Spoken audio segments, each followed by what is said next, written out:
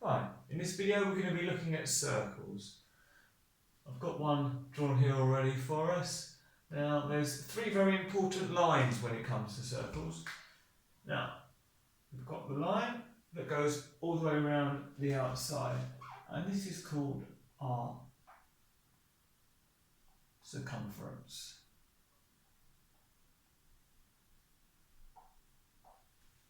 Or it would be the perimeter if it was any other two-dimensional shape, but with a circle we call it a circumference.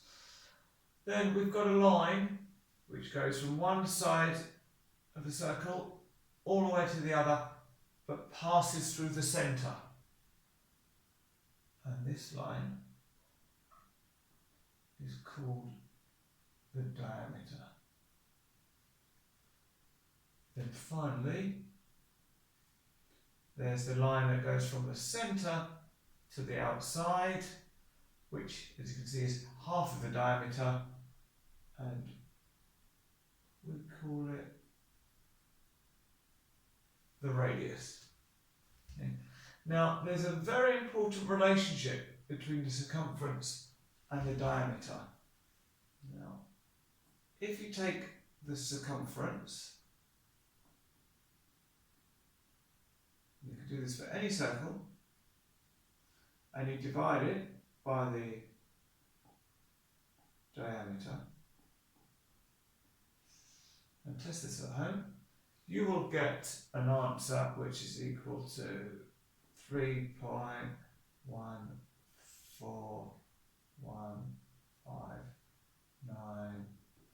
and you'll get many decimal places afterwards. This is very important, and so that we don't have to remember all of the decimal places, we call this number pi, the Greek letter of the alphabet. Okay. And we're going to come on to that in a moment. Okay, so if we want to work out the circumference of a circle, if we know what the radius is, or the diameter, then we can work out the circumference using this formula. So the circumference is equal to 2 times pi, which we spoke about earlier, times the radius. Or you can think of it as pi times the diameter. Okay, but I'm going to work with this formula up here. So, what I should say with pi, often we use an approximation and we just have pi to 2 decimal places. Now if you've got a calculator, then if it's a scientific calculator, you'll have a pi button, so you don't need to worry about that. But for the purposes of this little video, we're just going to be using pi to 2 decimal places. Okay. So to work out my circumference, let's see, I know that it's going to be 2 times pi times r. Well, let's do the 2 times pi. So 2 times 3.14, well, that's going to be 6.28. And then I'll multiply that by 10. So multiplying by 10, we're just going to move the decimal place once. So we're going to get 62.8 centimetres. Okay. Now we want to know the area of the circle, so the space inside the circumference. Okay. Now we use a slightly different formula. The area is equal to pi times the radius squared. Okay. Well, we haven't got the radius here, we've got the diameter. But if the diameter is 20 centimetres, then let's just draw our radius on. If the diameter is 20 centimetres, then the radius is going to be 10 centimetres. Okay. So we end up with pi is 3.14 multiplied by 10 squared. Well, 10 squared means 10 times 10, which is 100. So 3.14 times 100 is going to be 340 centimetres and because its area is going to be centimetres squared. Okay. Now, sometimes we might be trying to work out the area of part of a circle or the perimeter. Now, note, I'm calling it the perimeter now because we're looking at a shape which happens to be part of a circle. If we're talking about the full circle, it would be the circumference. Okay, well, to start off, we've got this little square in the corner here, so we know that this is a right angle and equal to 90 degrees, okay, which means we've got a quarter of a circle.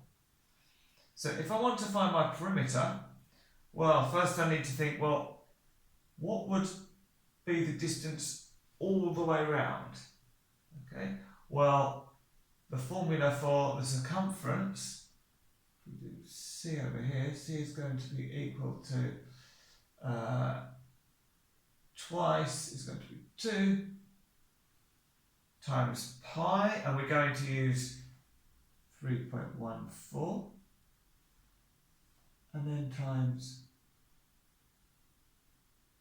the radius, which is 100 centimetres. Okay, so 2 times 3.14 is going to be 6.28, but because we're multiplying by 100, we can get rid of that decimal point. So the circumference all the way around is 628 centimetres.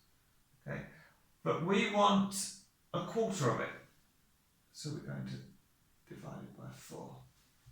Okay, now let's see if we can remember our bus stop method for division.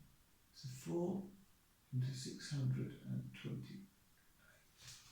Well, 4 goes into 6 once, remainder 2.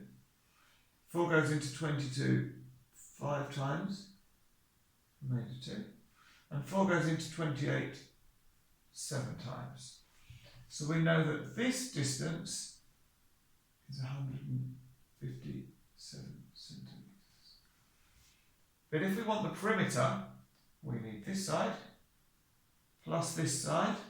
So we're going to have another 100 centimetres because we've got the radius here. So this is going to be the radius again. So 100, 200, 357 centimetres. Okay. Now for the area, well, this is just going to be a quarter of a circle. So we're going to use this formula again. So it's going to be 3.14 times 100 squared.